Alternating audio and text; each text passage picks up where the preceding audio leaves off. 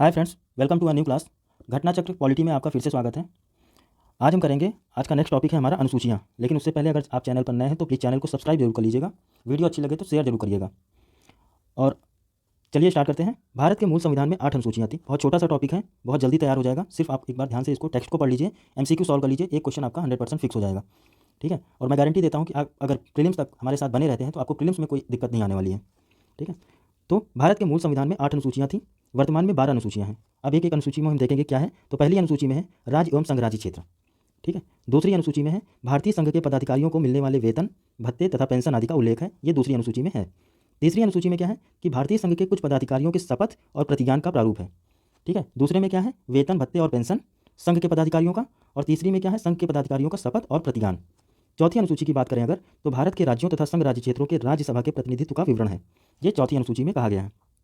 पांचवीं अनुसूची की बात करें अगर, तो अनुसूचित क्षेत्रों तथा अनुसूचित जनजातियों के प्रशासन व नियंत्रण के बारे में उपबंध करता है पांचवीं अनुसूची। किसका? अनुसूचित क्षेत्रों और अनुसूचित जनजातियों के प्रशासन व नियंत्रण के बारे में। और पांचवीं अनुसूची के अधीन जनजातीय भूमि का खनन के लिए निजी पक्षकारों का अंतरण अकृत और सुनिघोषित किया जा सकता है। यह पांचवीं अनुसूची में कहा गया है। छठवीं अनुसूची की बात करें अगर, तो असम, मेघालय, त्रिपुरा और मिजोरम के जनजातीय क्षेत्रों के प्रशासन के बारे में उपबंध है। पांचवीं में तो सभी अनुसूचित क्षेत्रों व अनुसूचित जनजातियों के प्रशासन व नियंत्रण के बारे में बात कही गई है, लेकिन छठवें में सेपरेट कर दिया है असम, मेघालय, त्रिपुरा और मिजोरम। इन 4 राज्यों को आप याद कर लीजिए कि छठी अनुसूची में है और इनके जनजातीय क्षेत्रों के प्रशासन के बारे में उपबंध करता है छठवीं अनुसूची। ठीक है। सातवीं अनुसूची में क्या है, केंद्र व राज्यों के बीच शक्तियों का विभाजन। और इसके अंतर्गत 3 सूचियों में इसको डिवाइड किया गया है। पहली है संघ सूची, दूसरी है राज्य सूची और तीसरी संवर्ती सूची। यह सातवीं अनुसूची में डिवाइड किया गया है इन 3 सूचियों को, संघ सूची, राज्य सूची और संवर्ती सूची। अब देखते हैं कि इसमें कितने विषय हैं। तो संघ सूची में 97 विषय हैं। राज्य सूची की बात करें तो कुल 66 विषय हैं। और संवर्ती सूची में 47 विषय हैं। जो संघ सूची है उस पर संघ को केवल अधिकार है कानून बनाने का। राज्य सूची पर सिर्फ राज्य कानून बना सकता है। और संवर्ती सूची पर राज्य व केंद्र दोनों कानून बना सकते हैं। ठीक है। अब इसको देखेंगे किस विषय पर कौन सा संघ सूची कानून बना सकती है, राज्य सूची बना सकती है या संवर्ती सूची बना सकती है, ये देख लेते हैं। तो पुलिस, लोक स्वास्थ्य और स्वच्छता, प्रति व्यक्ति कर, गैस, कृषि, रेलवे पुलिस, कारागार, पंचायती राज एवं भूमि सुधार राज्य सूची का विषय है। ठीक है। इसको आप एक बार फिर से देख लीजिएगा, फिर से पढ़ लीजिएगा ध्यान से। कभी कभी विषय निकाल के पूछ सकता है कि ये संघ सूची का है, राज्य सूची का है, संवर्ती सूची का है, पूछ सकता है। फिर आ जाते हैं रेडियो, टेलीविजन, शेयर बाजार, डाकघर, बचत बैंक, जनगणना, बैंकिंग, बीमा, रक्षा, रेलवे और निगम कर, ये संघ सूची के विषय हैं। ठीक है। आर्थिक योजना, आपराधिक मामले, जनसंख्या नियंत्रण एवं परिवार नियोजन, शिक्षा, वन, दंड प्रक्रिया, विवाह विच्छेद, विवाह एवं गोद लेना, ये संवर्ती सूची के विषय हैं। ठीक है। अगले पॉइंट पे आते हैं, 8वीं अनुसूची। तो 8वीं अनुसूची में क्या है कि भारतीय संविधान द्वारा वर्तमान में मान्यता प्राप्त 22 भाषाओं का उल्लेख है। ये 8वीं अनुसूची में कहा गया है। मूलतः देखेंगे तो 14 भाषाएं थी। ठीक है। अब ये कौन से संविधान संशोधन द्वारा कौन कौन से भाषाएं जोड़ी गई हैं ये आप देख लीजिएगा। 9वीं अनुसूची की बात करें अगर, तो 9वीं अनुसूची विशिष्ट अधिनियमों और विनियमों का विधि मान्यकरण है।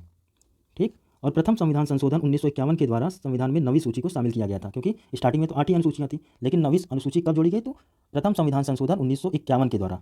और उस समय प्रधानमंत्री थे पंडित जवाहरलाल नेहरू। ठीक है।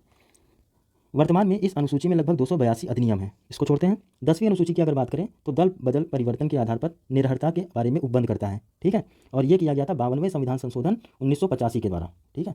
जो 10वीं अनुसूची जोड़ी गई वो 52वां कॉन्स्टिट्यूशनल अमेंडमेंट था, 1985 में हुआ था। उसके द्वारा 10वीं अनुसूची जोड़ी गई थी। पहली संविधान संशोधन अधिनियम 1951 के द्वारा जोड़ी गई 9वीं, 10वीं 52वें संविधान संशोधन द्वारा। 11वीं की अगर बात करें तो 11वीं जोड़ी गई थी। यह है पंचायतों के अधिकार, प्राधिकार और दायित्वों के बारे में उपबंध करता है। और ये 73वें संविधान संशोधन द्वारा 1992 द्वारा संविधान में शामिल किया गया। तो 11वीं अनुसूची जोड़ी गई 73वें कॉन्स्टिट्यूशनल अमेंडमेंट 1992 के द्वारा। और इस अनुसूची में पंचायती राज से संबंधित कितने विषय हैं, तो 29 विषय हैं। इंपॉर्टेंट है ये पॉइंट, 29 विषय हैं पंचायती राज से संबंधित। 12वीं अनुसूची की बात करें तो नगर पालिकाओं के अधिकार, प्राधिकार और दायित्वों की बात करता है। और ये जोड़ा गया 12वीं अनुसूची 74वें संविधान संशोधन अधिनियम 1992 के द्वारा ही। इसमें शहरी स्थानीय निकाय से संबंधित 18 विषय हैं। ठीक है। तो पंचायती राज से संबंधित है 29 विषय और शहरी स्थानीय निकायों से संबंधित है 18 विषय। अब आ जाते हैं इसके MCQ पर। पहला प्रश्न है, भारतीय संविधान में कुल कितनी अनुसूचियां हैं, तो 12 अनुसूचियां हैं। अगले पॉइंट पे आते हैं, भारतीय संविधान में फिर इसमें बताना है कितनी अनुसूचियां हैं, तो ऑप्शन नंबर 20 का करेक्ट आंसर है 12 अनुसूचियां हैं। ठीक है। तीसरा प्रश्न हमारा है, भारत के संविधान में 20 भाग हैं। ठीक है। कथन दिए हुए हैं, बताना है कौन से सही हैं। 3 कथन दिए हुए हैं। भारत के संविधान में 20 भाग हैं। भारत के संविधान में कुल 390 अनुच्छेद हैं।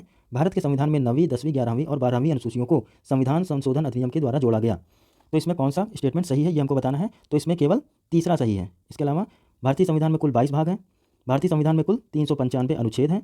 ठीक है। और तीसरा तो हमारा सही है, तो ऑप्शन नंबर सी इसका करेक्ट आंसर हो जाएगा, केवल 3। चौथा प्रश्न हमारा है, भारतीय संविधान की निम्न दी गई अनुसूचियों में से कौन सी एक राज्यों के नामों की सूची और उसके राज्य क्षेत्रों का ब्यौरा देती है। क्या है प्रश्न? भारतीय संविधान की निम्न दी हुई अनुसूचियों में से कौन सी एक राज्यों के नामों की सूची तथा उनके राज्य क्षेत्रों का ब्यौरा देती है? तो ये है हमारा पहली अनुसूची। ऑप्शन नंबर ए इसका करेक्ट आंसर हो जाएगा। 5वें नंबर प्रश्न पे चलेंगे। यदि भारत संघ के एक नए राज्य का सृजन करता है, यदि भारत का संघ एक नए राज्य का सृजन करता है तो संविधान की निम्नलिखित अनुसूचियों में किसी एक को अवश्य संशोधित किया जाना चाहिए। तो इस किस पे किया जाएगा? तो ये भी पहली अनुसूची में ही संशोधन किया जाएगा, क्योंकि भारतीय संघ में एक नए राज्य का सृजन कर रहा है या शामिल किया जा रहा है। ठीक है, तो ऑप्शन नंबर ए इसका करेक्ट आंसर है। अगला प्रश्न है 6वां नंबर। भारत के संविधान की चौथी अनुसूची विवेचित करती है, तो चौथी अनुसूची किससे संबंधित है? तो राज्यसभा में स्थानों के आवंटन से लेकर संबंधित है चौथी अनुसूची। तो option number A correct answer है। 7वां प्रश्न है। भारतीय संविधान की तृतीय अनुसूची में निम्न में से क्या उपबंधित है? देखते हैं, 4 पॉइंट दिए हैं। संघ के मंत्री के लिए पद की शपथ का प्रारूप है, ये तीसरी अनुसूची में कहा गया है या नहीं कहा गया है, ये बताना है हमको। ठीक है, तो संघ के मंत्री के लिए पद का शपथ, उच्चतम न्यायालय के मुख्य न्यायाधीश द्वारा ली जाने वाली शपथ का प्रारूप, भारत के राष्ट्रपति के लिए पद की शपथ का प्रारूप। चौथा पॉइंट है संसद के सदस्य द्वारा ली जाने वाली शपथ का प्रारूप। ठीक है, तो इसमें बताना है हमें। तो पहला सही है, दूसरा इसमें सही है, राष्ट्रपति के पद की शपथ की व्यवस्था नहीं है तीसरी अनुसूची में। चौथी है संसद के सदस्य द्वारा ली जाने वाली शपथ। तो ऑप्शन हो जाएगा, आंसर हो जाएगा 1, 2 और 4। ऑप्शन नंबर सी इसका करेक्ट आंसर है। ठीक है, अगर राष्ट्रपति की बात करें तो भारत के राष्ट्रपति द्वारा शपथ या प्रतिज्ञान का प्रारूप संविधान के अनुच्छेद 60 में किया गया है। ठीक है, तो ये तृतीय अनुसूची में नहीं है, तीसरी अनुसूची में नहीं है ये। अगला प्रश्न है, सूची को मिलाना है, एक तरफ अनुसूचियां हैं, एक तरफ विषय दिए गए हैं। तो चौथी अनुसूची किससे संबंधित है? तो चौथी अनुसूची संबंधित है राज्यसभा से। ठीक है, राज्यसभा में स्थानों के आवंटन से। अब आ जाते हैं 6वीं अनुसूची पे। तो 6वें में क्या है? 6वें में है असम मेघालय वाले जनजातीय क्षेत्र। ठीक है, तो बी का 4 हो जाएगा। 8वीं अनुसूची में आ जाएगा हमारा भाषा। ठीक है, और 9वीं अनुसूची में आ जाएगा हमारा भूमि सुधार। तो इसका आंसर क्या हो जाएगा? ए का है 3 राज्यसभा सॉरी। 6वें में है जनजातीय क्षेत्र, तो बी का 4। 8वीं में है भाषा, तो सी का 2। और 9वीं में है हमारा भूमि सुधार, तो डी का 1। 3, 4, 2, 1। 3, 4, 2, 1। ऑप्शन नंबर सी इसका करेक्ट आंसर है। अब आ जाते हैं 9वें नंबर प्रश्न पे। इसमें भी सूची मिलानी है। 7वीं अनुसूची की बात करें तो 7वीं अनुसूची में क्या है? तो विधायी शक्तियों का विवरण है, तो ए का 3। ठीक है, 8वीं अनुसूची में फिर से भाषाएं, तो बी का 2। 9वीं अनुसूची की बात करें तो 9वीं अनुसूची में क्या है? कुछ नियमों का विधिमानीकरण है। ठीक है, तो सी का 4। और 10वीं अनुसूची की बात करें तो दल परिवर्तन के आधार पर निर्भरता। ठीक है, तो डी का 2। 3, 2, 4, 1 सेकंड, 3, 1 सॉरी, ये 1 है। 3, 1, 4, 2। ऑप्शन नंबर सी इसका करेक्ट आंसर है। 10वां प्रश्न हमारा है 7वीं अनुसूची किससे संबंधित है? फिर से हमें बताना है 7वीं, 8वीं, 9वीं, 10वीं। तो 7वीं में हमारा क्या है? तो 7वीं में हमारा आ जाएगा संघ और राज्य और संवर्ती सूची, ये 7वीं है। 8वीं में हमारी भाषा है। 9वीं में आ जाएगा हमारा कुछ अधिनियमों के विधिमानीकरण। और 10वीं में आ जाएगा दल बदल के आधार पर निर्भरता। ठीक है, तो 3, 1, 2, 3, 1, 4, 2। ठीक है, 3, 1, 4, 2। देखते हैं ऑप्शन 3, 1, 4, 2। ऑप्शन नंबर डी इसका करेक्ट आंसर है। आपके यहीं के यहीं ये सारे प्रश्न तैयार हो जाएंगे अगर आपने टेक्स्ट अच्छे से पढ़ लिया और एमसीक्यू अच्छे से लगा लिए तो। अगला प्रश्न है 11वां नंबर। किस प्रधानमंत्री के कार्यकाल के दौरान भारत के संविधान में 9वीं अनुसूची को पूरा स्थापित किया गया था? ये बताना है हमें। तो ये किया गया था सन 1951 में। प्रधानमंत्री कौन थे? Jawaharlal Nehru. Option number A इसका करेक्ट आंसर हो जाएगा। प्रथम संविधान संशोधन किया गया था 1951 में और उस समय प्रधानमंत्री थे पंडित जवाहरलाल नेहरू। राज्य भूमि सुधार अधिनियमों को संवैधानिक सुरक्षा प्रदान करने हेतु सम्मिलित किया गया है।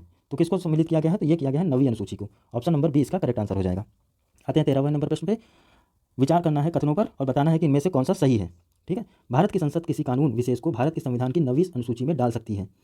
ठीक है, दूसरा कथन है हमारा 9वीं अनुसूची में डाले गए किसी कानून की वैधता का परीक्षण किसी न्यायालय द्वारा नहीं किया जा सकता और उसके ऊपर कोई निर्णय भी नहीं किया जा सकता। तो इसमें केवल एक सही है हमारा, दूसरा गलत है। ठीक है, लेकिन 2007 में सर्वोच्च न्यायालय ने IR कोहेलो बनाम तमिलनाडु के मामले में निर्णय देते हुए यह स्पष्ट किया कि संसद की 9वीं अनुसूची में विधि विशेष को प्रविष्ट करने की शक्ति प्रदान की गई है, किंतु यह न्यायिक समीक्षा के दायरे से बाहर नहीं है। ठीक है, यानी कि न्यायालय उस पर समीक्षा कर सकता है और न्यायालय ने निर्धारित किया कि 24 अप्रैल 1973 के बाद 9वीं अनुसूची में शामिल किए गए विधायनों की न्यायिक समीक्षा इस आधार पर की जा सकेगी कि आर्टिकल 21, 14 और 19 में प्रतिबिंबित संविधान के मूल ढांचे की अवधारणा का उल्लंघन करते हैं। इसलिए उपर्युक्त कथनों में से केवल एक सही है और 2 गलत है, यानी कि उसमें हस्तक्षेप किया जा सकता है। जबकि स्टेटमेंट में क्या कहा जा रहा है कि 9वीं अनुसूची में अगर कोई कानून डाल दिया जाता है तो उसकी वैधता का परीक्षण न्यायालय द्वारा नहीं किया जा सकता। ये गलत है, किया जा सकता है। कब? जब केशवानंद भारती बनाम तमिलनाडु राज्य का मामला आया था। ठीक है, अगला प्रश्न देखेंगे। कोहेलो केस भारत के संविधान की किस अनुसूची से संबंधित है? तो 9वीं अनुसूची से संबंधित है। ऑप्शन नंबर सी इसका करेक्ट आंसर हो जाएगा। 15 नंबर प्रश्न है संघ सूची, राज्य सूची और संवर्ती सूची में कितने विषय हैं, ये हमको बताना है। तो संघ सूची में है हमारे कितने विषय? संघ सूची में 97। ठीक है, राज्य सूची में 66 और संवर्ती सूची में 47। ठीक है, तो क्या हो जाएगा? ACB। ऑप्शन नंबर बी इसका करेक्ट आंसर है। 16 नंबर प्रश्न हमारा है 16 नंबर प्रश्न। भारत के संविधान के अंतर्गत आर्थिक योजना का विषय है संघ सूची का, राज्य सूची का, संवर्ती सूची का या किसी सूची में निर्दिष्ट नहीं है तो आर्थिक योजना जो है वो संवर्ती सूची का विषय है। ठीक है, तो ऑप्शन नंबर सी इसका करेक्ट आंसर हो जाएगा। 17वां नंबर प्रश्न है, आर्थिक नियोजन भारतीय संविधान की किस अनुसूची में शामिल है, ये बताना है। तो ये किसमें है, संवर्ती सूची में। ठीक है, अगला प्रश्न है, जानवरों के प्रति क्रूरता की रोकथाम को भारतीय संविधान की किस सूची में रखा गया है। तो ये किसमें है, जानवरों के प्रति क्रूरता को रोकथाम के लिए ये संवर्ती सूची का विषय है। इस पर राज्य भी कानून बना सकता है और केंद्र भी कानून बना सकता है। ऑप्शन नंबर सी इसका करेक्ट आंसर हो जाएगा। 19वां नंबर प्रश्न है, निम्न में से कौन सा विषय संवर्ती सूची का है। तो संवर्ती सूची का इसमें क्या है, पुलिस राज्य का विषय है, रेडियो टेलीविजन ये केंद्र का विषय है, विदेशी मामले ये भी जो है केंद्र का विषय है, आपराधिक मामले जो है ये संवर्ती सूची का विषय है। ऑप्शन नंबर बी इसका करेक्ट आंसर हो जाएगा। प्रश्न प्रदत्त विषयों में पुलिस जो है राज्य सूची का, विदेशी मामले रेडियो टेलीविजन जैसे प्रसारण संघ सूची के और आपराधिक मामले संवर्ती सूची का विषय है। 20वां नंबर प्रश्न है, निम्न में से कौन सी मद भारत के संविधान की संवर्ती सूची में है, ये हमको बताना है। ऑप्शन हमारे हैं जनसंख्या नियंत्रण और परिवार नियोजन, लोक स्वास्थ्य एवं स्वच्छता, प्रति व्यक्ति कर, निखात निधि। तो इसमें जनसंख्या नियंत्रण और परिवार नियोजन जो है वो संवर्ती सूची का विषय है। ऑप्शन नंबर ए हमारा करेक्ट आंसर हो जाएगा। 21वां नंबर प्रश्न है, सार्वजनिक स्वास्थ्य और स्वच्छता ये किसका विषय है, इसमें बताना है सही सुमेलित नहीं है। ठीक है, तो सार्वजनिक स्वास्थ्य और स्वच्छता ये किसका विषय है, तो ये 7वीं अनुसूची के अंतर्गत राज्य सूची का विषय है, सही है। जनगणना संघ सूची का विषय है, ये भी सही है। राज्यसभा में सीटों का बंटवारा ये दूसरी अनुसूची में नहीं है, ये चौथी अनुसूची में है। ठीक है, और दल बदल विरोध तो 10वीं अनुसूची, ये सही है। तो इसका आंसर हो जाएगा ऑप्शन नंबर सी, ये सही सुमेलित नहीं है। राज्यसभा में सीटों का बंटवारा चौथी अनुसूची में है। ठीक है, 22वां नंबर प्रश्न है, निम्न में से कौन सा विषय संवर्ती सूची में है, कृषि, शिक्षा, पुलिस और रक्षा। तो शिक्षा इसमें से जो है वो संवर्ती सूची का विषय है। ऑप्शन नंबर बी इसका करेक्ट आंसर हो जाएगा। ऊपर टेक्स्ट में जो अलग से दिया हुआ था संवर्ती सूची, राज्य सूची और संघ सूची, उसके विषय जो दिए हुए थे कौन सा किस सूची में आता है उसको एक बार आप अच्छे से देख लीजिएगा, बहुत सारे क्वेश्चन पूछे जाते हैं। ठीक है, अगले प्रश्न पे आएंगे, शिक्षा जो प्रारंभ में राज्य सूची का विषय था उसे संवर्ती सूची में किस संविधान संशोधन के द्वारा चेंज किया गया, तो ये किया गया था 42वें संविधान संशोधन के द्वारा। ठीक है, पहले जो है शिक्षा वो राज्य सूची का विषय था, लेकिन बाद में इसको संवर्ती सूची में डाल दिया गया 42वें संविधान संशोधन के द्वारा। 24 नंबर प्रश्न हमारा है, भारतीय संविधान के किस संशोधन में वनों को राज्य सूची से निकालकर संवर्ती सूची में डाल दिया गया, तो ये भी 42वें संविधान संशोधन के द्वारा किया गया था। ठीक है, 42वें संविधान संशोधन 1976 के द्वारा वन को राज्य सूची के स्थान पर संवर्ती सूची में प्रविष्ट कहाँ से 17 का के तहत स्थापित कर दिया गया। ऑप्शन नंबर बी इसका करेक्ट आंसर हो जाएगा। 25वां नंबर प्रश्न है, भारत के संविधान के अंतर्गत विषय तथा संबंधित सूची के बारे में निम्न युग्मों में से कौन एक सुमेलित नहीं है। वन इसमें बताना क्या है, सही सुमेलित नहीं है। तो वन संवर्ती सूची का विषय है, सही है। शेयर बाजार संवर्ती सूची का विषय है, ये भी सही है। सॉरी, संवर्ती सूची का विषय नहीं, ये संघ का है। ठीक है, डाकघर बचत ये संघीय सूची का है, जन स्वास्थ्य राज्य सूची का है। तो ऑप्शन नंबर बी इसका करेक्ट आंसर हो जाएगा। शेयर बाजार संघ सूची का विषय है, ना कि संवर्ती सूची का। ठीक है, अगला प्रश्न पे चलेंगे, इसका ऑप्शन हो जाएगा ऑप्शन नंबर बी करेक्ट है। 26वां नंबर प्रश्न है, सूची को मिलाना है, केंद्र सूची, राज्य सूची, संवर्ती सूची और अवशिष्ट शक्तियाँ, इसके बारे में बताना है। तो पुलिस और सार्वजनिक व्यवस्था ये हमारा राज्य सूची का विषय है। अंतरिक्ष अनुसंधान, तो अंतरिक्ष अनुसंधान हमारा अवशिष्ट है। ठीक है, अवशिष्ट विषय है ये। जनगणना की बात करें तो ये केंद्र सूची का विषय है। जनसंख्या नियंत्रण और परिवार नियोजन ये राज्य संवर्ती सूची का विषय है। ठीक है, तो इसका आंसर हो जाएगा क्या, 3 3 1 4 2। ठीक है, 3 1 4 2, ऑप्शन नंबर ए इसका करेक्ट आंसर है। क्या, यहाँ देख लेते हैं, जनगणना केंद्र सूची का, राज्य सूची का विषय क्या है, पुलिस और सार्वजनिक व्यवस्था राज्य सूची का, जनसंख्या नियंत्रण और परिवार नियोजन संवर्ती सूची का, अंतरिक्ष अनुसंधान अवशिष्ट विषय है जो केंद्र के अधीन आता है। ठीक है, अगला प्रश्न है 27वां नंबर, भारतीय संविधान के निम्नलिखित में से कौन से प्रावधान शिक्षा पर प्रभाव डालते हैं। ठीक है, भारतीय संविधान के निम्नलिखित में से कौन से प्रावधान शिक्षा पर प्रभाव डालते हैं। पहला है राज्य के नीति निर्देशक तत्व, ग्रामीण एवं स्थानीय निकाय, 5वीं अनुसूची, 6वीं अनुसूची और 7वीं अनुसूची। तो इसमें कौन कौन से प्रभाव डालते हैं शिक्षा पर, तो इसमें डीपीएसपी भी डालता है। ठीक है, ग्रामीण एवं शहरी स्थानीय निकाय भी, 5वीं अनुसूची, 6वीं और 7वीं ये सारे विषय इसमें शामिल हैं। तो इसका ऑप्शन हो जाएगा ऑप्शन नंबर डी 1 2 3 4 5। ठीक है, देख लेते हैं, नीति निर्देशक तत्वों में अनुच्छेद 45 तथा ग्रामीण एवं शहरी स्थानीय निकायों को क्रमशः 243(6) और 243(ब) में प्रदान की गई है। ठीक है, शक्तियों और प्राधिकारों के अंतर्गत शिक्षा के प्रावधान किए गए हैं। अगर अनुच्छेद 45 के अंतर्गत देखें, नीति निर्देशक तत्वों के अंतर्गत जो आता है, तो बच्चों के शैशव पूर्व देखभाल एवं 6 वर्ष आयु तक की शिक्षा का उपबंध किया गया है आर्टिकल 45 में, और पंचायतों में 243(6) के अंतर्गत और नगर पालिकाओं में 243(ब) के अंतर्गत जो शक्तियाँ दी गई उसमें प्राधिकारों और उत्तरदायित्वों का आवंटन किया गया है, जिनमें शिक्षा के प्रबंध की व्यवस्था का भी उत्तरदायित्व शामिल है। अब आ जाते हैं 6वीं और 7वीं अनुसूची में भी शिक्षा से संबंधित प्रावधान शामिल हैं, जबकि 5वीं अनुसूची के तहत अनुसूचित क्षेत्रों, अनुसूचित जनजातियों के प्रशासन हेतु उपबंध और शिक्षा पर अप्रत्यक्ष रूप से प्रभाव डालते हैं। ठीक है, अगला प्रश्न है 28वां नंबर हमारा, भारत के संविधान की निम्नलिखित में से कौन सी एक अनुसूची में दल बदल विरोधी कानून का विषयक प्रावधान है, तो ये 10वीं अनुसूची है। Option number D correct answer हो गया। 29वां नंबर प्रश्न है, भारतीय संविधान के किस अनुसूची में दल बदल विरोधी कानूनों को रखा गया है। ठीक है, इतनी बार ये क्वेश्चन रिपीट होंगे ना, आपको यहीं के यहीं याद हो जाएंगे, आपको एफर्ट करने की ही जरूरत नहीं है। तो 10वीं अनुसूची, भारतीय संविधान की 10वीं अनुसूची का उपबंध किससे है, तो दल बदल विरोधी कानून से। ठीक है, करना चाहते हैं तो घटना चक्र का पूर्वावलोकन आपको सारे सब्जेक्ट्स का कंप्लीट कर लेना है, क्योंकि इससे प्रीवियस ईयर के क्वेश्चन आपके सारे के सारे कवर हो जाएंगे। दूसरी चीज़ है कि डिटेल के साथ पढ़ना है, डिस्क्रिप्शन के साथ पढ़ना है, तो नए क्वेश्चन बनने की भी जो संभावना है वो आप पूरी फुलफिल कर लेंगे। और करंट अफेयर्स अच्छे से करना है। ठीक है, आप चैनल के साथ बने रहिए, पूरी तैयारी करा दी जाएगी डिटेल में। ठीक है, चलिए अगले प्रश्न पे चलते हैं। भारतीय संविधान की 10वीं अनुसूची का उपसंबंध किससे है? तो दल बदल कानून से। ठीक है, बीपीएससी, पीसीएस, ठीक है, ये लोअर मेंस, यूपीपीसीएस का, इस तरीके से बहुत बार क्वेश्चन रिपीट होते हैं, आपको कहीं भटकने की जरूरत नहीं है। भारतीय संविधान की 7वीं अनुसूची के अंतर्गत संघ सूची में निम्नलिखित में से किसका उल्लेख नहीं है? संघ सूची की बात कर रहा है तो बैंकिंग संघ की है, बीमा संघ का है, जनगणना संघ का है, गैस जो है ये नहीं है संघ सूची का विषय। ठीक है, तो ऑप्शन नंबर डी इसका करेक्ट आंसर हो जाएगा। गैस किसका है? तो ये प्राकृतिक गैस पर अगर बात करेंगे तो वो संघ सूची का विषय है, लेकिन गैस की बात करें अगर तो गैस हमारा राज्य सूची का विषय है। ठीक है, अगला प्रश्न पे देख चलेंगे। 33वां नंबर प्रश्न है, निम्नलिखित में से कौन सा विषय भारतीय संविधान की संघ सूची से संबंधित नहीं है? इसमें भी बताना है नहीं है, तो इसमें से कृषि हमारा जो है वो राज्य सूची का विषय है, तो ऑप्शन नंबर डी हमारा करेक्ट आंसर हो जाएगा। इसके अलावा सारे संघ सूची के विषय हैं। अगला प्रश्न है 34वां नंबर, भारतीय संविधान की 7वीं अनुसूची के अंतर्गत राज्य सूची के विषय के बारे में उल्लेख किसमें नहीं है? तो बताना है राज्य सूची में किसका उल्लेख है, सॉरी।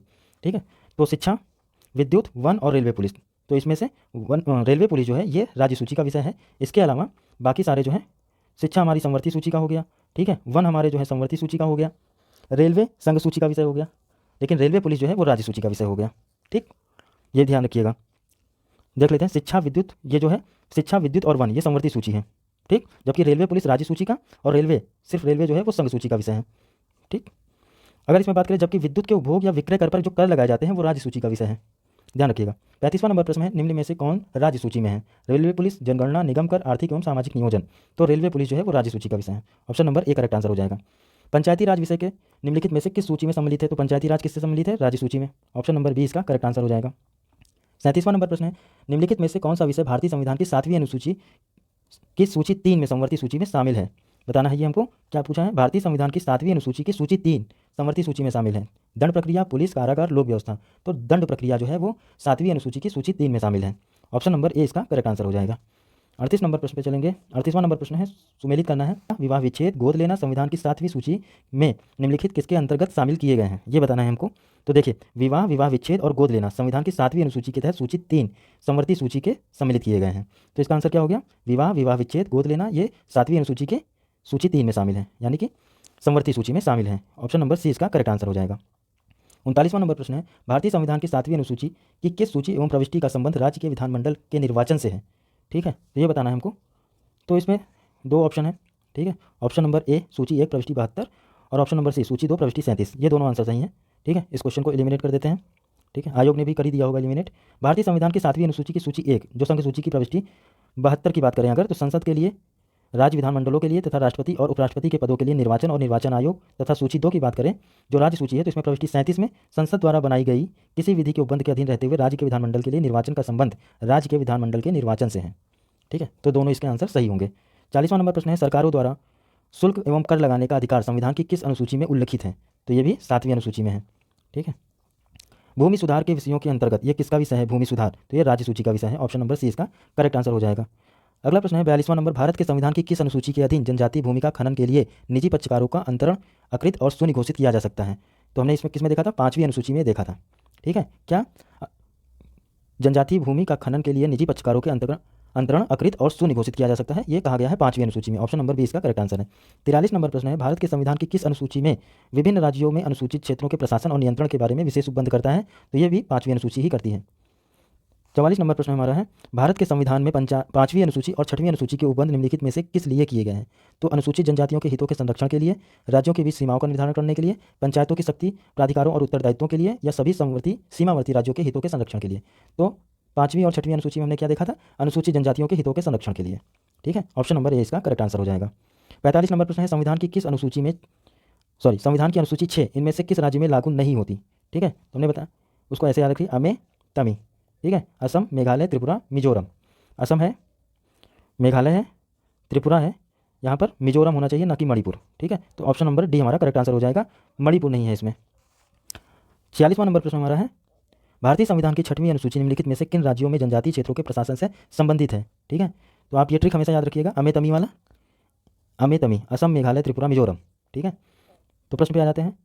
47वां नंबर प्रश्न, त्रिपुरा है उसमें से, भारतीय संविधान की 6वीं अनुसूची के प्रावधान निम्नलिखित में से किस राज्य में लागू होते हैं? तो त्रिपुरा में ही लागू होते हैं, न सिक्किम में है, न नागालैंड में है, उपरोक्त सभी तो वैसे ही एलिमिनेट हो जाएगा। तो ऑप्शन नंबर ए इसका करेक्ट आंसर है।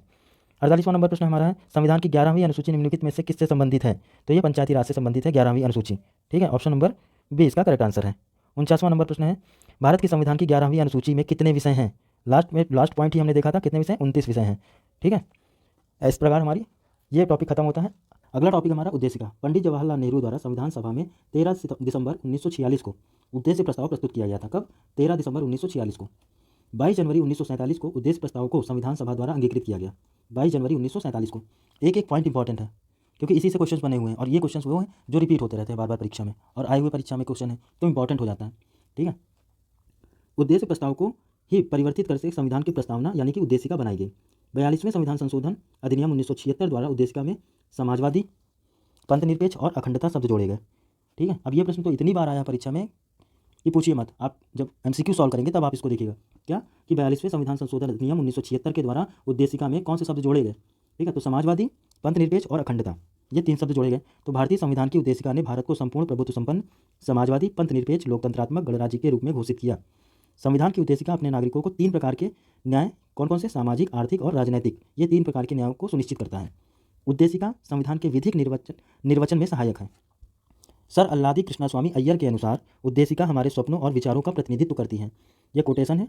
ठीक है, सर अल्लादी कृष्णास्वामी अय्यर ने क्या कहा कि उद्देशिका हमारे स्वप्नों और विचारों का प्रतिनिधित्व करती है। के.एम. मुंशी के अनुसार क्या बोला गया था? के.एम. मुंशी ने बोला उद्देशिका हमारे प्रभुत्व संपन्न लोकतंत्रात्मक गणराज्य की जन्म कुंडली है।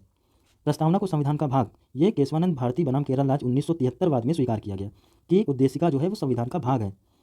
इससे पूर्व बेरूबारीवाद 1960 में उद्देशिका को संविधान का अंग नहीं माना गया था। ठीक है, 1960 के जो बेरूबारीवाद था उसमें संविधान उद्देशिका को संविधान का अंग नहीं माना था, लेकिन 1973 केशवानंद भारती बनाम केरल राज्य जब हुआ तो उसमें उद्देशिका को संविधान का भाग माना गया। फिर आ जाते हैं गोलकनाथ बनाम पंजाब राज्य। ये सारे केस स्टडी पूछे गए हैं। ठीक है, तो ये केस स्टडी भी इंपॉर्टेंट है। गोलकनाथ बनाम पंजाब राज्य 1967 के प्रकरण में उद्देशिका को संविधान की मूल आत्मा कहा गया। ठीक है, फिर आ जाता है बम्बई बनाम यूनियन ऑफ इंडिया 1994। बाद में उच्चतम न्यायालय ने यह अवधारणा पुनः स्पष्ट की कि उद्देशिका संविधान का भाग है तथा पंथनिरपेक्षता संविधान का मूल लक्षण। उद्देशिका की प्रकृति कैसी है? तो ये न्याय योग्य नहीं है। ठीक है, न्याय योग्य नहीं है, यानी प्रस्तावना में विचार, अभिव्यक्ति, विश्वास, धर्म और उपासना की स्वतंत्रता की बात की गई है। इसमें प्रतिष्ठा और अवसर की समता भी की बात भी कही गई है। प्रस्तावना को संविधान की आत्मा किसने कहा था? तो B.R. अम्बेडकर ने। ठीक है, B.R. अम्बेडकर ने संवैधानिक उपचारों के अधिकार को संविधान की आत्मा और हृदय माना है। और के.एम. मुंशी क्या कहते हैं कि उद्देशिका को राजनीतिक जन्मपत्री भी कहा। सुभाष कश्यप क्या कहते हैं कि संविधान शरीर है तो प्रस्तावना उसकी आत्मा, प्रस्तावना आधारशिला है तो संविधान उस पर खड़ी अट्टालिका। और B.R. अम्बेडकर के अनुसार संविधान को एक पवित्र दस्तावेज कहा गया है। ठीक है, अब आ जाते हैं प्रश्नों पर। पहला प्रश्न क्या है? उद्देशिका लिखी हुई है, हम भारत के लोग भारत को एक संपूर्ण प्रभुत्व संपन्न, समाजवादी, पंथनिरपेक्ष, लोकतंत्रात्मक गणराज्य बनाने के लिए तथा उसके समस्त नागरिकों को सामाजिक, आर्थिक, राजनीतिक न्याय, विचार, अभिव्यक्ति, विश्वास, धर्म, उपासना की स्वतंत्रता, प्रतिष्ठा और अवसर की समानता प्राप्त करने के लिए तथा उन सब में व्यक्ति की गरिमा और राष्ट्र की एकता और अखंडता सुनिश्चित करने वाली बंधुता बढ़ाने के लिए दृढ़ संकल्प होकर अपनी संविधान सभा में आज, अब ये फिल इन द ब्लैंक्स आपको भरना है, को एतत् द्वारा इस संविधान को अंगीकृत, अधिनियमित और आत्मार्पित करते हैं। तो ये डेट क्या है? तो 26 नवंबर 1949। ठीक है, इसका आंसर हो गया ऑप्शन नंबर बी। अगला प्रश्न है, दूसरा नंबर प्रश्न हमारा है, भारतीय गणतंत्र की 26 जनवरी 1950 को सही संवैधानिक वस्तु स्थिति क्या थी जब संविधान लागू किया गया? ये जो मूल संविधान की वस्तु स्थिति है वो हमको बतानी है। तो लोकतंत्रात्मक गणतंत्र, संपूर्ण प्रभुत्व संपन्न धर्मनिरपेक्ष लोकतांत्रिक गणराज्य, संपूर्ण प्रभुत्व संपन्न लोकतंत्रात्मक गणराज्य, संपूर्ण प्रभुत्व संपन्न समाजवादी धर्मनिरपेक्ष लोकतांत्रिक गणराज्य।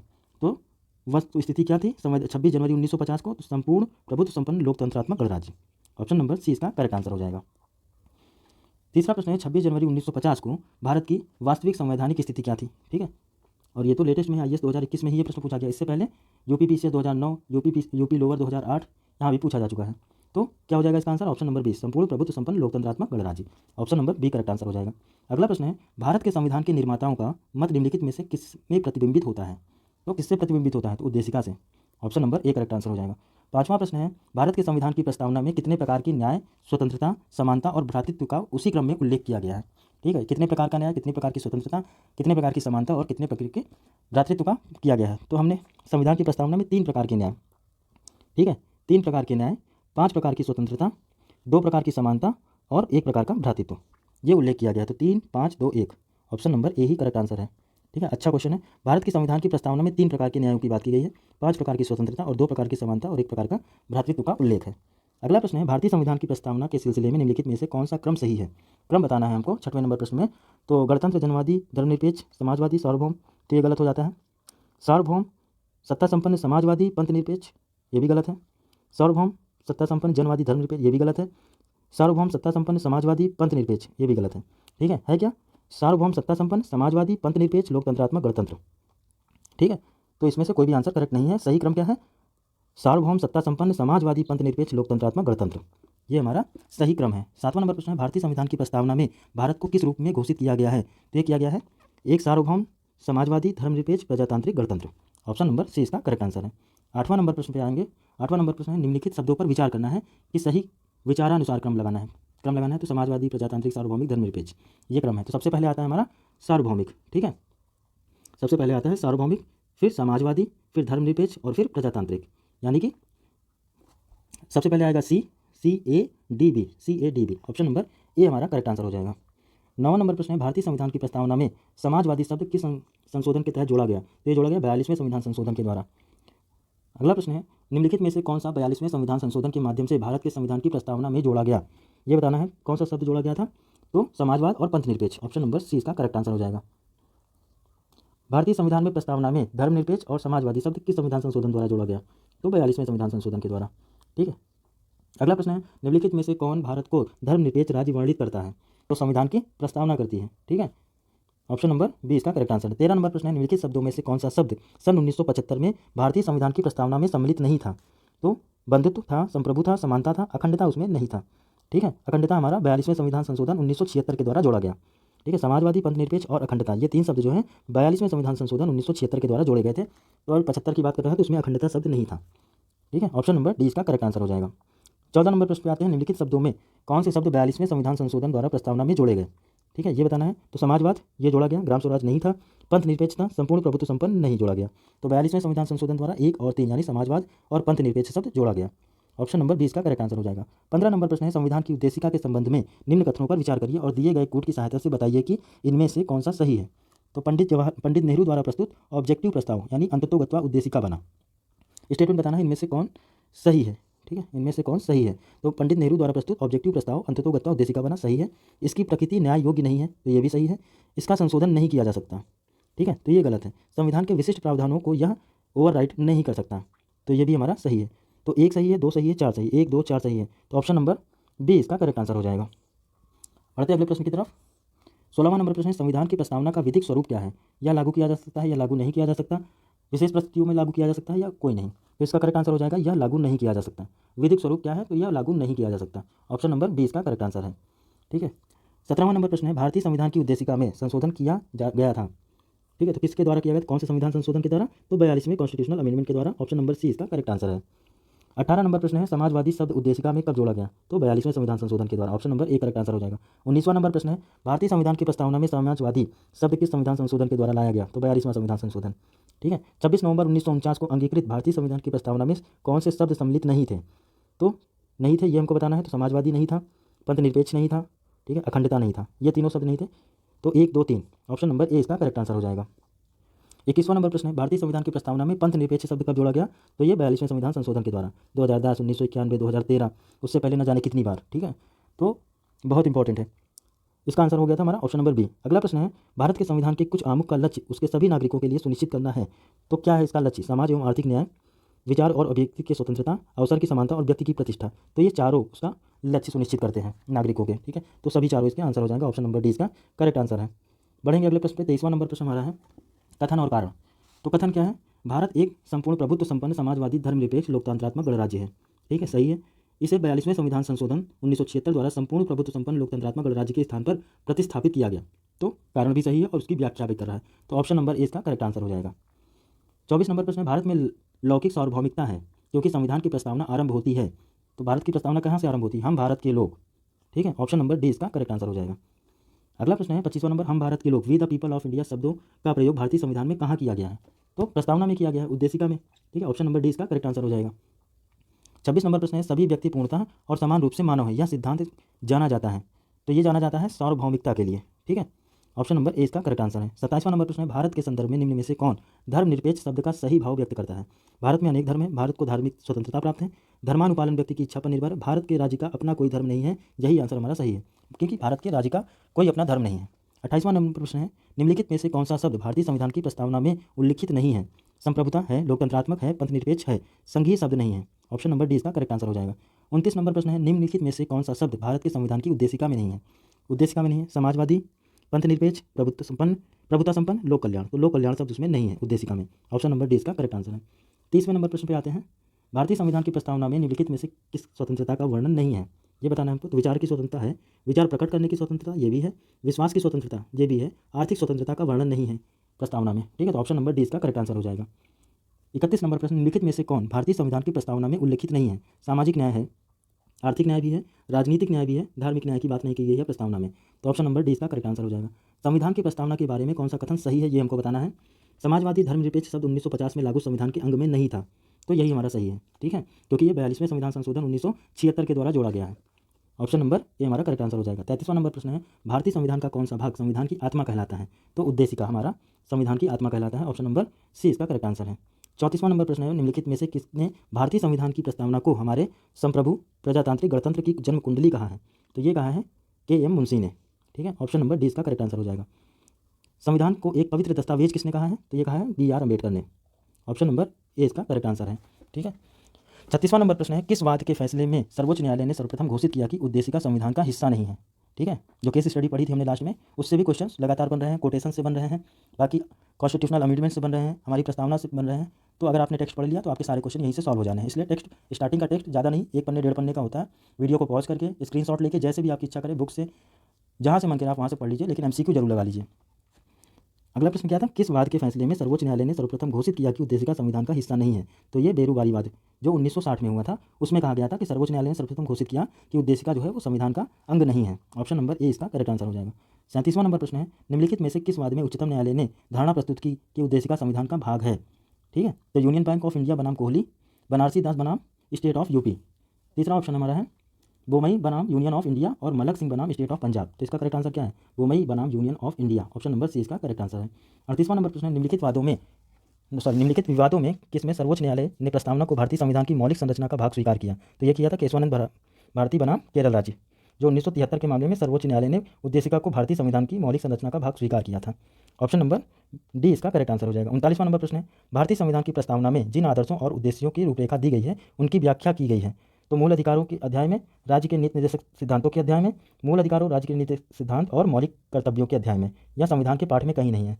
तो भारतीय संविधान की प्रस्तावना के आदर्शों और उद्देश्यों की रूपरेखा मूल अधिकारों में भी मिलती है, DPSP में भी मिलती है और फंडामेंटल ड्यूटीज में भी मिलती है। ठीक है, ऑप्शन नंबर सी इसका करेक्ट आंसर हो जाएगा। 39 का ऑप्शन सी हो जाएगा। 40वां नंबर प्रश्न है, निम्नलिखित में से कौन एक भारतीय संविधान के उद्देश्यों को प्रतिबिंबित करता है? तो संविधान की प्रस्तावना। ऑप्शन नंबर बी इसका करेक्ट आंसर है। भारत के संविधान की उद्देशिका में कितने प्रकार के न्याय की व्यवस्था की गई है? तो 3 प्रकार के न्यायों की व्यवस्था की गई है। कौन से? सामाजिक, आर्थिक और राजनीतिक न्याय की बात की गई है। ऑप्शन नंबर बी सही है इसका। 42वां नंबर प्रश्न है, भारतीय संविधान की प्रस्तावना में इसके सभी नागरिकों को कौन सा न्याय प्रदान करने की व्यवस्था की गई है? तो अभी देखा पिछले प्रश्न में सामाजिक, आर्थिक और राजनैतिक न्याय की बात की गई है। ठीक है, और ये अभी लेटेस्ट ROARO 2021 का पूछा हुआ क्वेश्चन है। भारत के संविधान के उद्देश्यों में से एक के रूप में आर्थिक न्याय का किसमें उपबंध किया गया है? भारत के संविधान के उद्देश्यों में से एक के रूप में आर्थिक न्याय का किसमें उपबंध किया गया है? तो ये किसमें किया गया? उद्देशिका में और DPSP में। ठीक है, तो ऑप्शन नंबर बी इसका करेक्ट आंसर हो जाएगा। 44वां नंबर प्रश्न है, भारत के संविधान की उद्देशिका, ये हमको बताना है। तो संविधान का भाग है, ठीक है, संविधान का भाग ये तो सही है, किंतु कोई विधिक प्रभाव नहीं रखती, ये गलत हो गया। संविधान का भाग नहीं है, ये यहीं से गलत हो गया। संविधान का भाग है और वैसा ही विधिक प्रभाव रखती है जैसा कि उसका कोई अन्य भाग, ये भी गलत है। संविधान का भाग है किंतु उसके अन्य भागों से स्वतंत्र होकर उसका कोई विधिक प्रभाव नहीं है। ऑप्शन नंबर डी हमारा करेक्ट आंसर हो जाएगा 44वें का। ठीक है, 45वें नंबर प्रश्न पे चलेंगे। संविधान में दिया गया आमुख न्यायालय में लागू नहीं होता। ठीक है, महत्वपूर्ण और उसकी उपयोगिता है, महत्वपूर्ण है और उसकी उपयोगिता है, शासन करने के उद्देश्यों को उल्लिखित करता है और संविधान के कानूनी अर्थ निर्णय में सहायता प्रदान करता है। ठीक है, तो देखिए ये संविधान को आमुख और उद्देशिका है, ये तो कहा गया है। दूसरा क्या? उद्देशिका जो कथन दिए हैं सब सही है। न्यायालय में लागू नहीं होता, ये भी सही है। महत्वपूर्ण है और उसकी उपयोगिता है, ये भी सही है। शासन करने के उद्देश्यों को लिखित करता है, ये भी सही है। और संविधान के कानूनी अर्थ निर्णय में सहायता करता है। तो ऑप्शन ही नहीं मैच कर रहे हैं, लेकिन ये चारों पॉइंट सही है बिल्कुल। ठीक है, अगले प्रश्न पे चलेंगे। 46वां नंबर प्रश्न है, निम्न में से कौन सा सही है? सामाजिक समानता संविधान में प्रत्याभूत नहीं है, ये गलत है। ठीक है, प्रत्याभूत है। देश की सामाजिक समानता पहले से ही विद्यमान थी, तो ऐसा नहीं है, ये भी गलत हो गया। सामाजिक समानता संविधान में प्रत्याभूत है, ये सही है। तो ऑप्शन नंबर सी इसका करेक्ट आंसर हो जाएगा। ठीक है, तो आज के लिए इतना ही। कल हम पढ़ेंगे शासन प्रणाली। ठीक है, आगे का टॉपिक देखेंगे। तो मिलते हैं नेक्स्ट पार्ट में, तब तक के लिए बाय बाय।